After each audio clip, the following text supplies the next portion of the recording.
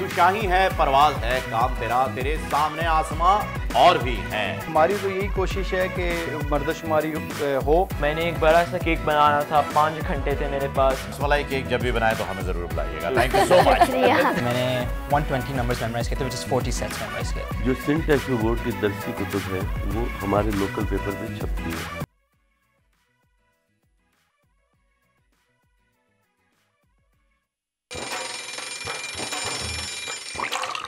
जाने शेर सुना दूंगा।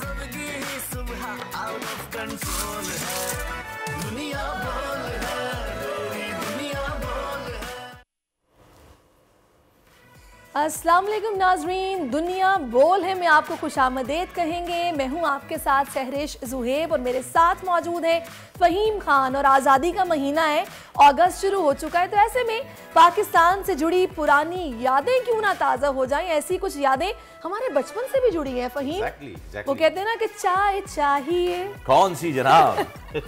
ये जिंगल याद है आपको? बिल्कुल बिल्कुल, ये लिप्टन का वो इश्तिहार जिसे सुनते हुए हम सारे बड़े हुए हैं। वाह जी वाह, क्या खूबसूरत यादें जो हैं सहरिश आपने सुबह सुबह ताज़ा करवा दी हैं लहरी साहब के साथ। और बेहतरीन इश्तिहार बचपन से ही जो है वो इतने खूबसूरत रहे, लेकिन वक्त के साथ साथ बदलना भी ज़रूरी है, इर्तिका का दौर है, एवोल्यूशन ज़रूरी है और तब्दीली जो है वो आती रहनी चाहिए चीज़ों में, जिससे नस्ल दर नस्ल जो है वो बेहतरी रहती है। बिल्कुल, और जो ये लिप्टन का ये जिंगल सॉन्ग है इसमें भी तब्दीली आ गई है। एग्जैक्टली, मैं वही आपको बता रहा हूँ कि इसमें भी तब्दीली आ गई है। जबरदस्त। और मुझे ये जो नया जिंगल है ये बहुत अच्छा लगा है। और जहाँ तक लिप्टन की बात है तो हमारे घर में बाकायदा नाराजगी हो जाती है अगर चाय लिप्टन की ना हो। क्या बात है भाई, तो माजी के झरोकों में झांक कर नई तर्ज के मुताबिक अपने आप को ढालना ही कामयाबी है। और आज लिप्टन के जिंगल सॉन्ग के जरिए पुरानी यादें ताज़ा करने का हमारा मकसद यही है कि माजी चाहे जितना सुनहरी सही, इसकी रंगत को बरकरार रखने के लिए इसमें जिद्दत का तड़का ज़रूरी होता है। और वही कौमें आगे बढ़ती हैं जो अपने माजी को कभी नहीं भूलती। एग्जैक्टली जी। और इसी के ऊपर इकबाल का खूबसूरत शेर भी जो है वो मुझे याद आ गया है। तू शाही है, परवाज है, काम तेरा, तेरे सामने आसमां और भी हैं। तो यही वजह है कि हमें तरक्की करते रहना चाहिए, बिल्कुल इनोवेशन लानी चाहिए, इनोवेशन लानी चाहिए, क्रिएटिविटी, और यही काम रुकना नहीं है जी। Change is the constant thing which is only existing. जी बिल्कुल, आपने बड़ी जबरदस्त बात की है। और अब आ जाते हैं जनाब बड़ी खबर की तरफ। इलेक्शन नई मर्दमशुमारी के तहत होंगे या पुरानी? वज़ीर आज़म के ताज़ा बयान के बाद हलचल, इंतखाबात का बरवक्त इनेकाद सवालिया निशान। क्या इलेक्शन कमीशन के लिए नई मर्दमशुमारी के तहत इंतखाब कराना मुमकिन होगा? ये जानेंगे आज के प्रोग्राम में। और जरा नम हो तो ये मिट्टी बड़ी जरखेज है। नबील हसन ने साबित कर दिखाया, मेमोरी चैंपियनशिप में भारतीय रिकॉर्ड चकनाचूर। 3 हिस्सों के 40 फिक्शन नंबर्स का सेट याद करने का रिकॉर्ड पाकिस्तान के नाम। हीरो पाकिस्तानी आज होंगे दुनिया बोल के मेहमान। पाकिस्तानियों का खाने में ही नहीं, खिलाने में भी कोई सानी नहीं। कम उम्र शेफ नाइल चौधरी ने साबित कर दिखाया। अमेरिका में बेकिंग चैंपियनशिप जीतने वाले पहले मुसलमान और पाकिस्तानी से आज आपकी मुलाकात होगी। तो ये जनाब वो तमाम बड़ी खबरें हैं जो कि आज हमने आपसे डिटेल में जिन पर बात करनी है। और अब जनाब आ जाते हैं कुछ ट्रेंड्स की तरफ। बिल्कुल, और ट्रेंड में जो टॉप ट्रेंड है वो है कोयटा। आज बिल्कुल भी सहरिश अच्छे ट्रेंड्स नहीं है, आज बाकी दिल बड़ा अफसुर्दा, बहुत शदीद। गुज़श्ता रात कोयटा के ज़रियाब रोड पर फायरिंग से नवाब असलम रईसानी का भतीजा नवाबजादा हारून रईसानी समेत 3 अफराद जाँ बहक हुए हैं, 2 ज़ख्मी हैं। जाँ बहक अफराद में नवाबजादा मीर हारून रईसानी का गनमैन भी शामिल है। नवाबजादा हारून रईसानी बलोचिस्तान फूड अथॉरिटी में डिप्टी डायरेक्टर तैनात थे। उन्हें सरकारी ड्यूटी के दौरान कत्ल किया गया। और इस ट्रेंड में सारिफीन हुकूमत से फौरी अमन व अमान के इक़दामात का मुतालबा कर रहे हैं। हज़ारों सारिफीन ने ट्वीट्स किए हैं और ये बिल्कुल हम एक वेव देख रहे हैं जिसमें कि इस तरह के वाक़यात हमें आए रोज़ नज़र आ रहे हैं। किसी जगह पर ज़ाती दुश्मनी का शाखसाना भी है और किसी जगह पर दहशतगर्दी के वाक़यात भी हैं। अलबत्ता ये अफसोसनाक खबरें। लेकिन एक सरकारी अफसर को जो है वो आपने कत्ल किया है और इसके साथ साथ एक कबायली दुश्मनी का सिलसिला चलता है, पर सरकारी अफसर को ऑन ड्यूटी जो है वो कत्ल किया गया है। ये एक बड़े अफसोसनाक वाक़या भी है। और ये होता अक्सर इलेक्शन से पहले जो है वो इस किस्म के आपने देखा होगा प्रॉक्सी वॉर पे आते हैं। लेकिन जो अगला हैशटैग है जो कि ट्वीट चल रहा है वो है है मुस्लिम अंडर अटैक। जी हाँ, ये भारत में हिंदू इंतहा पसंदों ने मुसलमानों पर जिंदगी तंग कर दी है। ना मस्जिद महफूज है ना इमाम मस्जिद। भारतीय रियासत हरियाणा में मुसलमानों पर जुल्म सितम की इंतहा कर दी गई है और गुरुग्राम में शरपसंदों का मस्जिद पर हमले में शहीद नायब इमाम की नमाज जनाजा अदा कर दी गई है। ट्रेंड में सार्फिन भारतीय हुकूमत से फौरी इंतहा पसंदों के खिलाफ कार्रवाई करने का मुतालबा कर रहे हैं। और अगर आपको याद हो सहरिश, तो आपको बताऊं कि मणिपुर हॉरर भी कुछ अरसे पहले ही, अभी 1 महीने का ही वाकया हुआ है, जहां पर हुआ है। तो अकलियतों को इस वक्त इंडिया में रहने ही नहीं दिया जा रहा है और मुसलमानों के खिलाफ जो कार्रवाइयां हो रही हैं वो मोदी सरकार में ही कुछ पाई हैं। जालिम के हाथों को रोकना पड़ेगा वरना जुल्म ऐसे ही बरकरार रहेगा। आलमी ताकतों से मैं ये अपील करती हूँ कि खुदारा इस मामले को देखें, अदरवाइज ये जुल्म जो है ना, इसके लिए हम सभी को जवाबदेह तो होना पड़ेगा। आगे जनाब बढ़ते हैं, बात करेंगे हुकूमत की मुद्दत ख़त्म होने में अब सिर्फ 10 दिन ही बाकी हैं, लेकिन आखिरी वक्त तेजी से मंजूर किए जाने वाले जो बिल्स हैं उनकी तादाद हम देख रहे हैं कि वो हैरान कौन है कि वो जितने भी जो अरकान असेंबली हैं उनको भी नहीं मालूम होता कि कौन सा बिल था, पेश भी हुआ, मंजूर भी हो गया, कब हुआ, कैसे हुआ, इतनी तेजी के साथ हो रहे हैं, कॉपीज भी नहीं दी जा रही। पिछले हफ्ते में 53 बिल और आज के जो है वो 12 या 13 मिला लिए जाए अगर इन 2 दिनों में, तो ये भी नहीं मालूम है कि क्या हो रहा है और क्या नहीं हो रहा है। बिल्कुल। अब इस सारी सूरत हाल में एक और जो पिंडोरा बॉक्स खुल गया वो ये है कि वज़ीर-ए-आज़म शहबाज शरीफ की जानिब से कह दिया कि जी कि नई मरदमशुमारी के तहत भी ये इलेक्शन जो आने वाला है ये हो सकता है, लेकिन उस पर जो इस्तेहकाम पाकिस्तान पार्टी के तर्जुमान है वो ये फरमा रही हैं कि बेहतर ये है कि राय शुमारी जो है उस पर ज़्यादा फोकस किया जाए बजाय इसके कि मरदमशुमारी की तरफ जाएं। एनी हाउ वो शिरकत करेंगे इस इलेक्शन में, तो जिस भी तरह होगा। इसी सारी सूरत हाल पर बात करने के लिए रहनुमाई मुस्लिम लीग नून के राजा उमर साहब ने हमें ज्वाइन किया है। राजा साहब बहुत शुक्रिया आपके वक्त का। अस्सलाम वालेकुम। जी वालेकुम अस्सलाम। राजा साहब ये क्या हो रहा है, ये क्या कोई पेंडिंग काम थे सारे जो कि पाइपलाइन में थे, लेकिन अब चूंकि आपको पता है वक्त कम रह गया है तो ये करवाना बहुत ज़रूरी है। बाजू का हम ये देखते हैं कि जितनी अथॉरिटीज़ होती हैं वो ये सोचती हैं कि भाई अगर मैंने इतनी मेहनत की है और बस इनॉग्रेशन रह गई या फिर ये ज़रा सा काम रह गया तो हुकूमत जाने से पहले करा लिया जाए वरना बाद में लटक जाएगा। ये वजह है कि इतनी बड़ी तादाद में बिल्स पेश हो रहे हैं और मंजूर हो रहे हैं। जी बिस्मिल्लाहिर्रहमानिर्रहीम। जिस तरह आपने बताया कि असल में देखें ना, मामला ऐसा है कि जिस तरह हमें बहुत शॉर्ट टाइम के लिए गवर्नमेंट हमें जो है ना मुस्लिम लीग नून को टेक ऑफ हुई है, तो उसमें आपको पता है जो पिछले 3.25 साल में इमरान न्याजी साहब का जो गन था, ठीक है, उसको हमने जो है ना एक तो सफाया करना था और आपको पता है कि फिर काम और जो प्रोजेक्ट मियाँ साहब ने इससे पहले भी जो हमारी गवर्नमेंट्स आई हैं उसमें भी मियाँ साहब ने अपने मुल्क के लिए दर्द रखा है, अपनी आवाम को रिलीफ दी है और कोशिश यही की है कि जितने मेगा प्रोजेक्ट्स हैं उनको जो है ना पाई तकमील तक पहुँचाएँ ताकि हम अपनी आवाम को रिलीफ दे सकें, उनको उनके रोज़गार के मौके दे सकें और इस तरह से बहुत सारी चीज़ें हैं। तो इसके टाइम शॉर्ट है जिसकी वजह से जो है ना इस सारे सिनेरियो में इफ्तिताज भी हो रहे हैं और जो मेगा प्रोजेक्ट है उनको कंप्लीट भी किया जा रहा है। जिस तरह आज ही हमारे पीएम शहबाज शरीफ साहब जो है ना बाराको बाईपास का जो है ना इफ्तिताह का आज है प्रोग्राम, तो इसमें मतलब यही चीज़ें देख लें कि हम कोशिश करते हैं कि हमारी मुस्लिम लीग नून जब भी उसको मौका मिला है आवाम की खिदमत करने का तो कोशिश करते हैं कि आवाम की तवक्कुआत पे पूरा उतरें। जी राजा साहब, कोशिश तो पूरी चल रही है, लेकिन यहाँ जैसे कि अभी आपको सैरिश ने बताया सवाल में कि इस्तेहकाम पार्टी ने भी जो है ये कह दिया है कि मरदमशुमारी से हमें फ़र्क नहीं पड़ता है, तो आपका और आपकी पार्टी का मौक़िफ़ यहाँ पे जानना ज़रूरी हो गया, क्योंकि शहबाज शरीफ साहब ने भी ये एक हिंट दे दिया है कि हो सकता है हम नई मरदमशुमारी पर जाएँ। तो इस वक्त क्या चल रहा है कि मरदमशुमारी करवाई जाएगी, क्योंकि उसमें भी तकरीबन 3 से 6 महीने लग जाएंगे और अगर हम मुद्दत देखें तो 10 दिन में मुकम्मल होने वाली है। जी वो आपकी बात बिल्कुल ठीक है। इस पे जो है ना हमारे पीएम जो है शहबाज शरीफ साहब का भी मौक़िफ़ सामने है कि मरदमशुमारी होनी चाहिए, क्योंकि देखें ना मरदमशुमारी से ये है कि अभी हमारे बहुत सारे ऐसे जो है ना हैं जो अवाम है उसके जो है ना मरदमशुमारी होगी तो ज़ाहिर बात है नई वोट्स बनेंगी और सारे मामलात होंगे। तो इसमें हमारी तो यही कोशिश है कि मरदमशुमारी हो, ठीक है, इसमें हमें कोई एतराज़ नहीं है और उसके हिसाब से जो है ना फिर हम इलेक्शन में जाएंगे। अच्छा राजा साहब, एक चीज़ जो कि मैं चाहूँगी कि आप ज़रा अंदर की खबर हमें देना, आपको ब्रेकिंग न्यूज़ तो हमें दें, क्या चल रहा है ये निगरान वज़ीर-ए-आज़म के नाम पर इत्तफाक के हवाले से, क्योंकि अब तो सिर्फ 8-10 दिन बाकी हैं, सोचा क्या जा रहा है? इसाक डार साहब के नाम को तो उन्होंने कह दिया है वज़ीर-ए-आज़म साहब ने कि ऐसी कोई बात नहीं है। देखिए जी, इसाक डार साहब की जहाँ तक बात है उसमें बिल्कुल इसमें कोई दो राय नहीं है कि उनका मतलब एज आ निगरान जो पीएम है उसमें ऐसा कोई मामला नहीं है। इसके अलावा देखें जो आइन हमारा कहता है कि पीएम जो हैं वो मुशावरत करते हैं अपोजिशन लीडर से, ठीक है, लीडर ऑफ अपोजिशन से।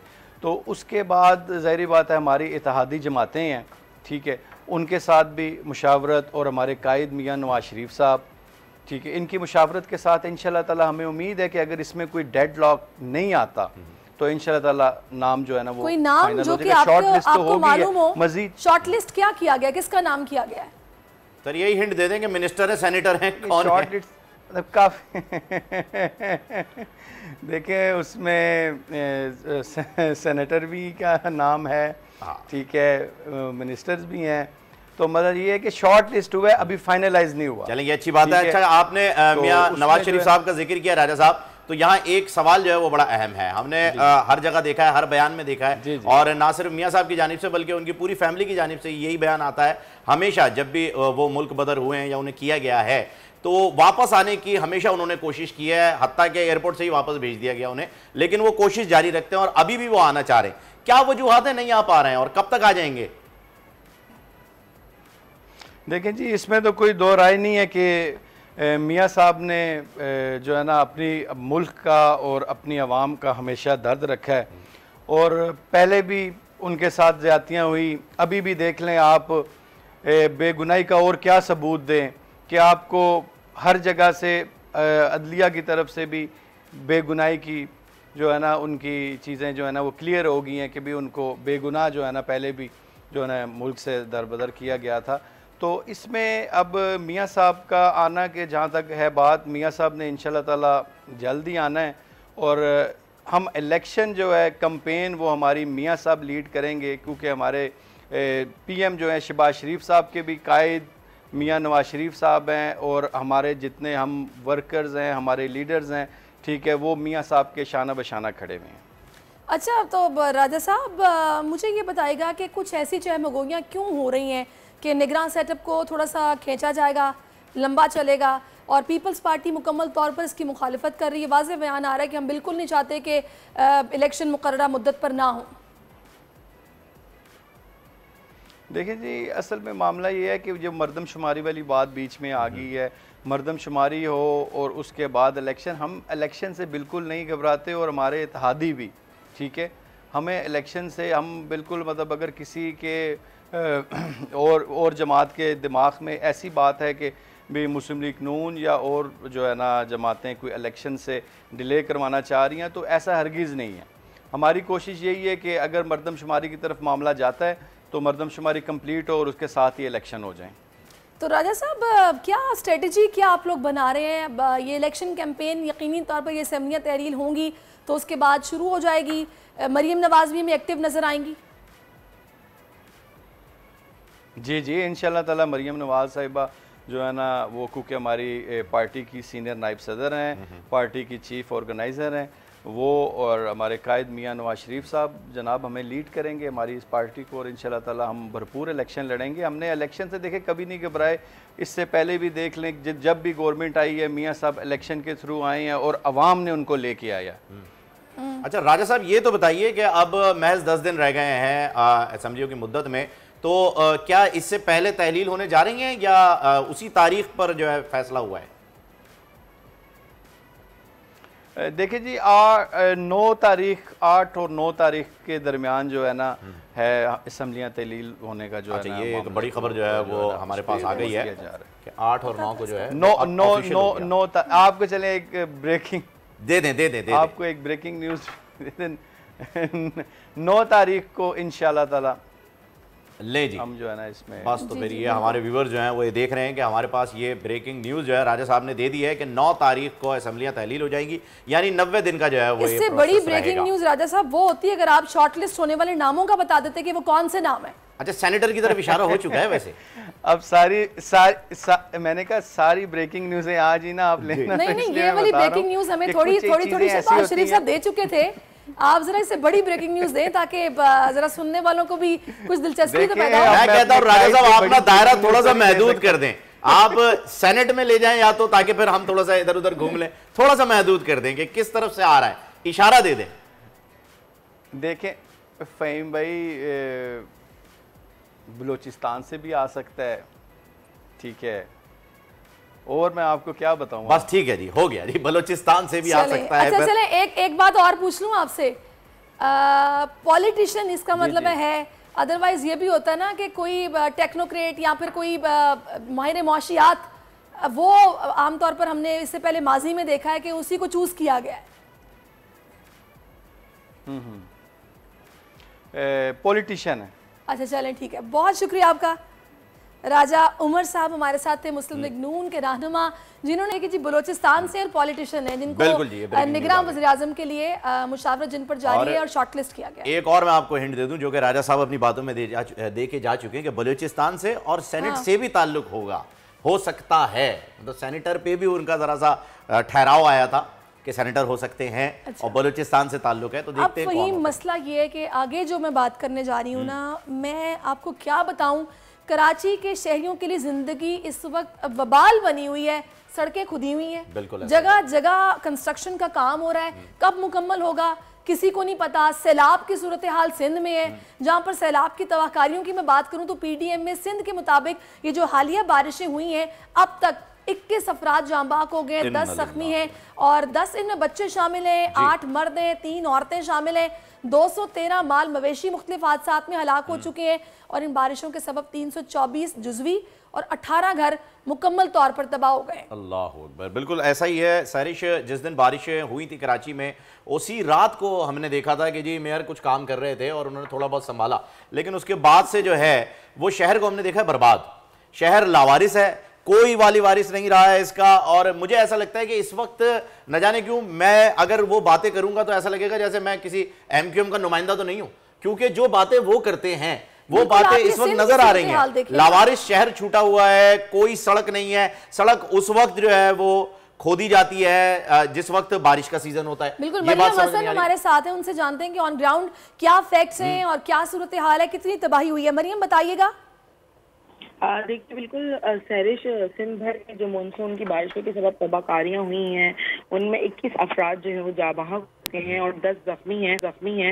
जाँ बहक अफराद में 10 बच्चे, 8 मर्द और 3 खवातीन जो हैं वो शामिल हैं। जबकि बात की जाए अगर माल मवेशियों की तो तकरीबन 213 मवेशी जो हैं मुख्तलिफ हादसात में जो हैं वो अब तक जो है हलाक हो चुके हैं।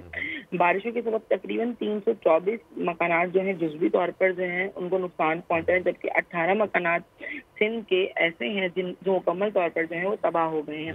जैकबाबाद में 25 और सक्खर में जो है वो 19 यूसीज मुतासिर हुई हैं। पीडी में सिंध की रिपोर्ट के मुताबिक जो है ये यौमिया बुनियादों पर वहाँ की रिपोर्ट जो है वो जारी की जा रही हैं, जिसके मुताबिक जो है अब तक ये नुकसान जो हैं अंदरून सिंध में हमें देखने में आ रहे हैं। ताहम कराची में किसी किस्म के कोई खातिर ख्वाह नुकसान जो हैं वो देखने में नहीं आए, लेकिन अंदरून सिंध जो है काफ़ी ज़्यादा सक्खर और जैकबाबाद जो यूसीज हैं वहाँ पर बहुत ज़्यादा नुकसान देखने में आ रहा है।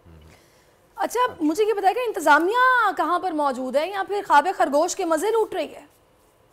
देखिए ऑन ग्राउंड अगर ऑन पेपर अगर बात की जाए तो ऑन पेपर तो इंतज़ामिया वहाँ पर मौजूद है, लेकिन ऑन ग्राउंड न सिर्फ ये आज का जो है ये वाक़या नहीं है, बल्कि काफ़ी अर्से से हम यही देखते हुए आ रहे हैं कि ज़बानी कलामी दावे जो हैं वो ज़रूर किए जाते हैं, लेकिन अमली इक़दामात जो हैं वो सिफर हैं।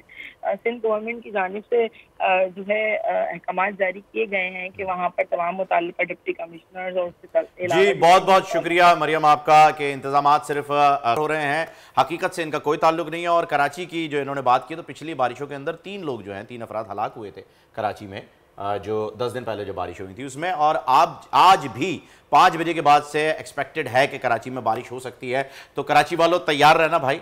हुकूमत की तरफ से मैं आपको मैसेज दे दूं हुकूमत सिंध की जानिब से कि अपने ऊपर ही रहना, साढ़े कोल ना रहना, ठीक है, अपना आप संभाल लेना, क्योंकि वहाँ कुछ नहीं होने वाला। पिछली मरतबा भी हम ट्रैफिक में फंसे हैं, हमने 4-4 घंटे ट्रैफिक में गुजारे हैं, कोई इंतजाम नहीं है कोई ट्रैफिक का, और हालात आपके सामने होंगे। फिलहाल ब्रेक हमारे सामने है, मिलते हैं एक छोटे से वक्फे के बाद। दुनिया बोल है में आजकल जिंदगी ही सुबह आउट ऑफ कंट्रोल है, दुनिया बोल है, दुनिया बोल है। वेलकम बैक नाजरीन। और आपने मास्टर फ्रेम में देखा बड़ी कमाल शख्सियात मेरे साथ मौजूद हैं, सनिया हैं और नबील हैं। ये दोनों क्या कमाल रखते हैं ये मैं आपको बाद में बताऊंगी, सरप्राइज रहेगा। और उसके बाद हम लोग कुछ बात करते हैं खाने खिलाने की। तो पाकिस्तानी खाने दुनिया भर में मशहूर हैं, ये आप सभी जानते हैं, लेकिन पाकिस्तानी कुक और शेफ के हाथों का जायका भी दुनिया भर में बसने वालों को हैरान कर देता है। लेकिन अब बात इससे आगे की है जनाब। हुआ ये कि हमारे एक नन्हे से शेफ ने दुनिया को उस वक्त हैरान कर दिया जब सिर्फ 14 साल की उम्र में फूड नेटवर्किंग बेकिंग चैंपियनशिप जीत ली। ओह यस, और नायल चौधरी जो हैं वो पहले मुस्लिम पाकिस्तानी बन गए हैं जिन्हें ये एजाज मिला है। और हमारे साथ लाहौर स्टूडियो ज्वाइन किया है नायल चौधरी ने, और उनकी सिस्टर पुनहल भी उनके साथ हैं। वेलकम टू द शो नायल और पुनहल। Thank you. सबसे पहले तो मैं सबसे पहले मुझे एक सवाल करना है जो कि रुका हुआ है अभी तक। नायल, सबसे पहले मुझे ये बताएं भाई कि आप सबसे अच्छा क्या बनाते हैं? सबसे पहले डिश की बात हो जाए, उसके बाद आगे बात करेंगे।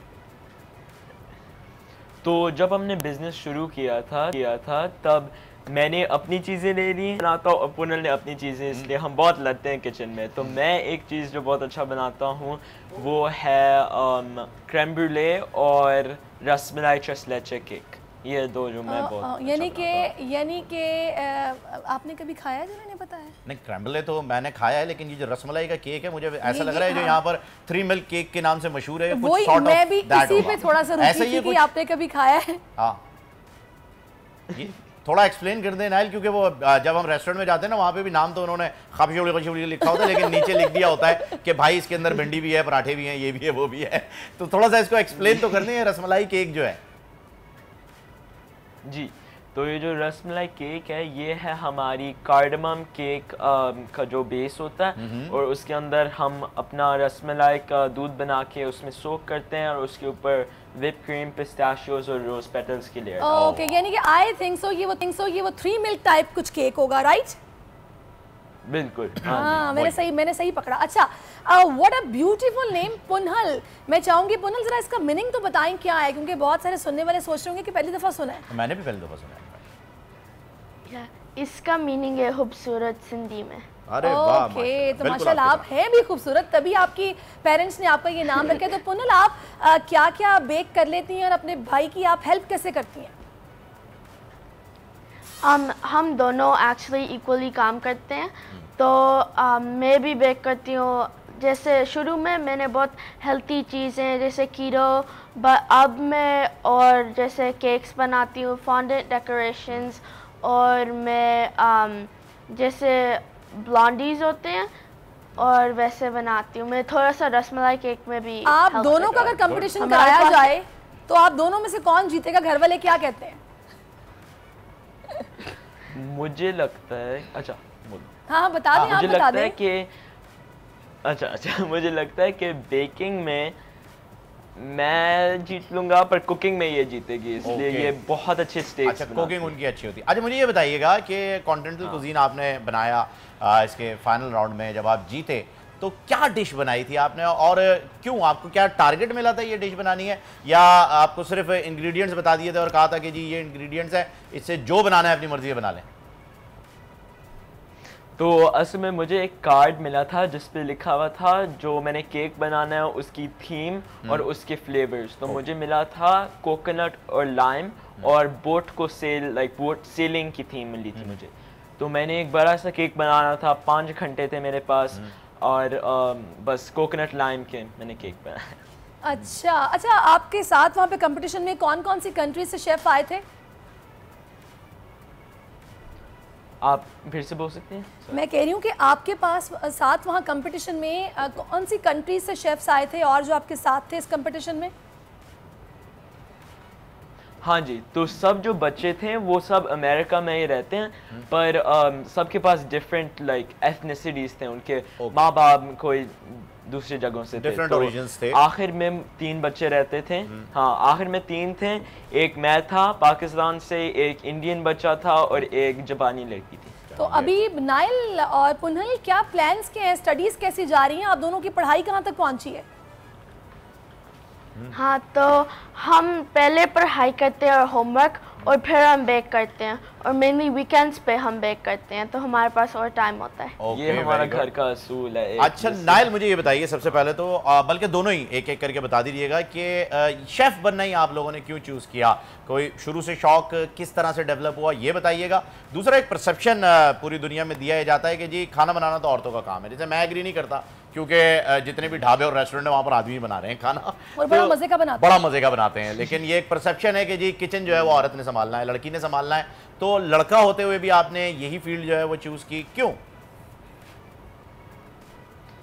हाँ जी, तो जब कोविड-19 शुरू हो रहा था तब मेरे और पुनल का ऑनलाइन स्कूल हो गया था, तो हमारे पास बहुत फारिग वक्त था। हमने सोचा कि कोई हम हॉबी ले लेते हैं, और मामा बाबा ने हमको ज़्यादा वीडियो गेम्स खेलना नहीं अलाउ किया, तो हम सोच रहे थे कि हम बेकिंग शोज़ और ऐसे शुरू कर लें, और ऐसे ही हमारा छोटा सा एक शौक़ निकला। और फिर दोनों का मुझे लगता है जब से हम छोटे थे बहुत क्रिएटिव चीज़ें में हमको बहुत शौक़ था, तो पता था कि कुछ क्रिएटिव ही करना हॉबी के तौर पे।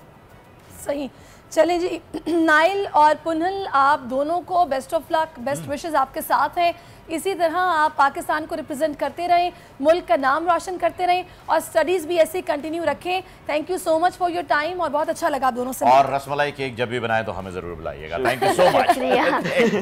अच्छा जी सारी, आज अब मैं आ जाती हूँ इस तरफ। अब हमारे yes. बच्चे जो है ना, वो कोई एक फील्ड नहीं है जिसमें कमाल कर रहे हैं। मैं कह रही हूँ कि हम डेली बेसिस पे अपने हीरो पाकिस्तानी में इतना टैलेंट देख रहे हैं, और हम उसको सराह भी रहे हैं, आपसे इंट्रोड्यूस भी करा रहे हैं। तो अब मैंने आपको मिलवाना है, जो स्टूडियोज में मेरे साथ जबरदस्त मेहमान बैठे हैं। मेरे साथ जनाब नबील हैं, और नबील को जो उसकी काउंसलिंग करती हैं, कोच है, वो है सनिया, और इन्होंने जनाब ये मेमोरी चैंपियनशिप थी जो कि विन की है, राइट? मेमोरी चैंपियनशिप में वर्ल्ड रिकॉर्ड इन्होंने बनाया, Guinness book of world record में, और ये भी इंडिया का ही था जो कि 37 के रैंकिंग पे था। उसकी डिटेल आप ही बताइएगा, पर आपने 40 पे ले जाकर इसको क्रॉस कर दिया है। So huge round of applause, very good. एक तो मेमोरी याद रखा, मुझे नाम याद नहीं रहते, आप लोगों ने इतनी चीजें याद रखी। मैं बंदे देख के कह रहा था हाँ यार कहीं देखा है, और मतलब पता है क्या है, सीरियसली हमारा कोड वर्ड सिंपली पूरे पाकिस्तान का ये, बंदा देखा नाम याद नहीं आया, जानी कैसे जानी कैसे जानी, अंकल आ गए, अरे चाचा कैसे आप, कोड वर्ड हमें नहीं याद रहते। कैसे कर लेते हो आप लोग? अच्छा,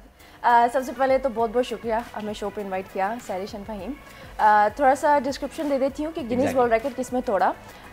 डिफरेंट बातें हैं कि वर्ल्ड चैम्पियनशिप जो मेमोरी की बात की वो, और गिनीज वर्ल्ड रिकॉर्ड दो अलग बातें हैं। तो नबील, आई वुड लाइक कि आप अपना एक्सप्लेन करें कि किस चीज़ में आपने रिकॉर्ड तोड़ा। जी, सो जिस चीज़ में मैंने रिकॉर्ड तोड़ा था was the most 3 digit flash numbers memorised. Okay, उसके अंदर 3 नंबर्स आते हैं, ठीक है, वो 3 नंबर्स हर सेकंड चेंज हो रहे होते हैं, और आप ज़्यादा से ज़्यादा मेमोराइज करें। तो मैंने 120 नंबर्स मेमोराइज किए थे, व्हिच इज 40 सेट्स मेमोराइज किए थे। ओह माय गॉड, यानी ये फ्लैश होते रहते हैं और आपने सिर्फ मेमोराइज करना है कि पहले कौन सा है, दूसरा कौन सा है, तीसरा कौन सा है। 120 हमें एक मोबाइल नंबर याद नहीं रहता, एक दफा सामने आ जाए तो, और इन्होंने 120 नंबर्स याद कर लिए। इसकी खास बात ये है कि मैं इसको इलैबोरेट करती हूँ ताकि बेटर अप्रिशिएट कर सकें। 3 रैंडम नंबर्स एक साथ 1 सेकंड के लिए दिखते हैं। हम में से कितने लोग हैं कि 1 सेकंड में 3 नंबर्स को देख भी पाए? नहीं, उनको याद करना तो दूर की बात है, ठीक है। वो 1 सेकंड आपके पास उन 3 नंबर्स, रैंडम नंबर्स को देखने के लिए, याद करने के लिए। आप दोहरा नहीं सकते, आप रट्टा नहीं मार सकते, क्योंकि अगले सेकंड 3 और नंबर आने वाले हैं, और वो भी डिजिटल क्लॉक पे जी, जिसमें दूर से तो एक ही जैसे लगते हैं मुझे तो नंबर्स, बिल्कुल, और वो 3 फिर और इस तरह करते करते 40 और अनडाउटेडली के नबील ने बचपन में भी कुछ जबरदस्त तरीके से क्लास में परफॉर्म किया होगा, और मतलब एक्सक्लूसिव कुछ किड्स होते हैं ना, मैं ऑनेस्टली एक स्ट्रगलिंग स्टूडेंट था। अच्छा? मुझे प्राइवेट में बिल्कुल मुझे कोई इंटरेस्ट नहीं था। उस वक्त मैं अपनी कोच सनिया आलम से मिला था, जिसने मुझे 3 दिन में मुझे टू इम्प्रूव माई स्टडीज़ के लिए मुझे टूल्स दिए, ठीक है। और मुझे वो टूल्स इतने फैसिनेटिंग लगे कि मैंने इन कॉम्पिटिशन्स में जाना था। जब मैं कॉम्पिटिशन्स में गया ट्रेन करके, तो फिर मैं जूनियर यूके मेमोरी चैंपियन बन गया था। यानी कि आपने ये मतलब सरप्राइज दिया है सबको। अच्छा, टेस्ट ले लूं इनका, टेस्ट ले लूं, है टेस्ट चेक करूं, ये डिजिट्स क्लियर आए ना, नजर आ रहे हैं ना?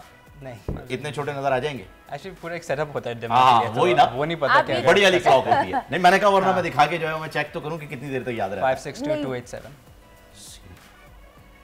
Oh yes, seriously, seriously. लेकिन फहीम ये तो कुछ भी नहीं, आई नो, उसमें तो बहुत बड़ी, ये तो it's just a master blaster, वाकई भाई क्या बात है। अच्छा, इसमें सिर्फ नंबर्स के लिए आप ट्रेन करती हैं या और बाकी चीजें भी, अल्फाबेट्स, वोकैबुलरी, स्पेलिंग्स?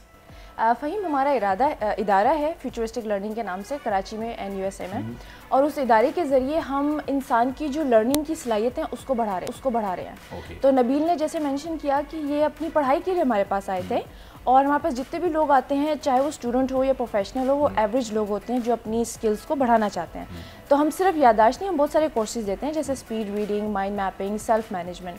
अच्छा, जो मेमोरी की बात है, अगर आप हमारे पास आते हैं तो हम 3 दिन का कोर्स कंडक्ट करते हैं, जिसमें हम आपकी मेमोरी, चाहे वो नंबर्स हों, चाहे वो नेम्स एंड फेसेस हो, चाहे वो बिजनेस इन्फॉर्मेशन हो, चाहे वो एकेडमिक्स किताबों की इन्फॉर्मेशन हो, सब आपको याद करना सिखाते हैं। आपने खुद कभी किसी कंपटीशन में पार्टिसिपेट किया? मैं कोच हूँ। मेरे पास लाइफ में एक ऑप्शन थी कि मैं अपना नाम रोशन करूँ सनिया आलम एज वर्ल्ड मेमोरी चैम्पियन, या मैं वो कोच बन के पाकिस्तान को, दुनिया को champions. So you are a king maker, basically, not going to be a queen. आपके पास जो बच्चे आते हैं वो किस एज ग्रुप से आते